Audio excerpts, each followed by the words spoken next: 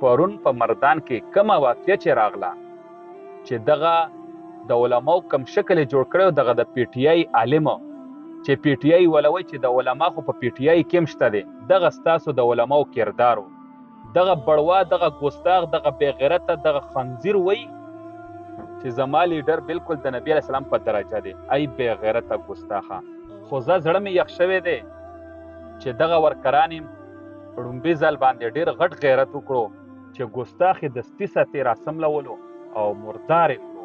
خو صرف یو ارمان کومه چې ارمان دې زم په دغه ځای کې وي او په دغه مې مچازې کړی وي چې دغه ارمان مې پوره شوی. یو قسم ته چې داسې پکې راپاسېدلی وي چې په ده باندې مچازې کړی وي چې دا نشان عبرت ګرځېدلی وي. او زه د مردان خلکو ته سور سلام پیش کوم. ډېره زیاته مننه، ډېره زیاته شکریه. په هغه دنیا نبی علیه السلام ته زموږ د ټولو پښتنو سترګې تاسو اوچتې کړي. او یو دویمه خبره، دغه سوال ډېر دی که کم یو کلی دی، دې ته پکار دی چې دا کم کس دغه جلسه جوړه کړې وه دا ورسره بھرپور په ده کې شریک دي چې دغه سړي له اوټ ور نه کوي او دغه سړي له بالکل سپورټ ونه کوي او ده سره بالکل ونه درېږي، ځکه چې دا د ده په وجه دا ګستاخي شوې ده. د دغه سړي نه بالکل انکار وکوي، نه چې دعوت ورته وکوي، نه په جلسه کې شرکت وکوي، نه جنازې کې شرکت وکوي او دغه ګستاخ جنازه بالکل ونه کوي. د ده سره مکمل بایکاټ او نفرت او دنیا ته وښایي چې هغه که هرې پارټۍ ولي خو چې ګستاخي کوي هغه به همدغه شانتې ګستاخ مري. سلامونه، احترامات ملګرو، صدیق افریدی ما ډېره موده پس د ستاسو وړاندې حاضر یم. زه خو د دې سوشل میډیا نه لرې شوی وم.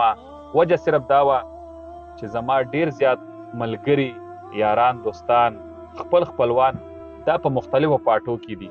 زه به اکثریت د جمعیت په سپورټ کې راتلم نو ډېر ملګري رانه خفه شوي وو. خو ما د دې وجې نه ما ویل چې یاره د چا زړه ته دک ونه رسي، خو چې حالات ګورم او خپله زه دا یو ځان ملامته کوم چې یاره ته یو حالات وینې او ستا د سترګو وړاندې وي او بیا هم ته یو اواز نه پورته کې، یو غږ نه پورته کې، نو زه چې دا زما دپاره ډېره نقصاندې خبره ده.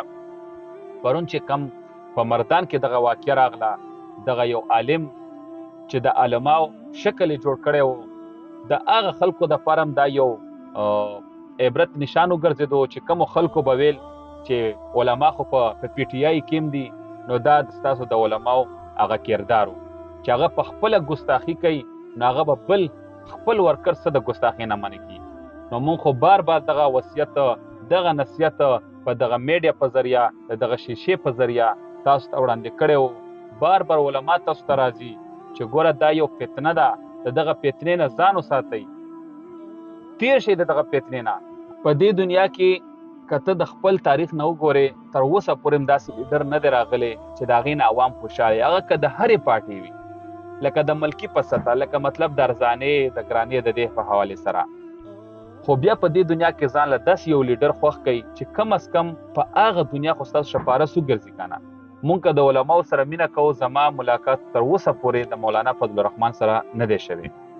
ځکه د مولانا فضل الرحمن سره مینه کومه دا صرف په یو وجه چې زما عقاید چې څومره دي، اکابرین چې څومره دي، دا ټول مولانا فضل الرحمن پسې ولاړ دي. لکه شیخ الحدریس، تقی عثمانی صاحب، قاری اکرام الحق صاحب، مفتی ندیم صاحب، پیر اعزاز الحق صاحب، پیر گوهر علی شاه صاحب، یعنی مختلفو لکه کم بزرگان تیر شوي، دغه یو دغه ټول په دغه پارټۍ پسې دي. نو زما په دې وجه دغه پارټۍ خوښه کړې ده. که فرض کړې په هغه دنیا الله پاک موږ نه پوښتنه وکړي، نو زه ته دا جواب ورکولی شم چې یا الله شیخ الادریس صاحب نه زه ښه نه پوهېدم، دا په دغه پارټۍ کې و، نو ما صرف شیخ الادریس صاحب ته وکتل، نو په دغه وجه ما هم دغه پارټۍ جوین کړه. نو انشاءالله دا زه خپل یو امید لرم چې انشاءالله په دغه وجه به الله پاک ماته بخښنه وکړي. زه دغه یو امید لرم. د پی ټي آی والا به ورته څه ویم چې یاره زه عمران خان پسې ولاړم، دا عالم و، که دې به ورته څه وایي تر اوسه پورې دا تاسو په کم داسې دیني عباداتو باندې لیدلی دی. بس الله دې مونږه معاف کړي، په دغه خبرو پسې به نه ځم.